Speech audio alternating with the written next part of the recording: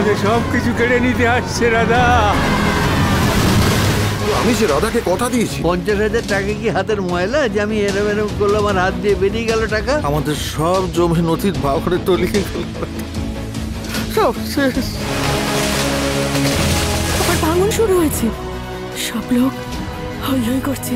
রোজই তো রাতে ভাত খেয়ে ঘুমাই, আজ দেখবো জল খেয়ে ঘুমলি কিরম লাগে। 1 2 3। আমার সন্তানটা, আমার বাচ্চাটা চলে গেল। ভালো বংশ আর লেখাপড়া দেখলেই হবে? যতদিন না পর্যন্ত তুমি নেশা করা ছাড়বে ততদিন আমি তোমাকে একটি পয়সাও দেব না। যত হম্বিতম্বি সব আমার বেলায়। আমি এই জমিদার বাড়ির গিন্নি, সিন্ধুকের চাবি আমার কাছে থাকে।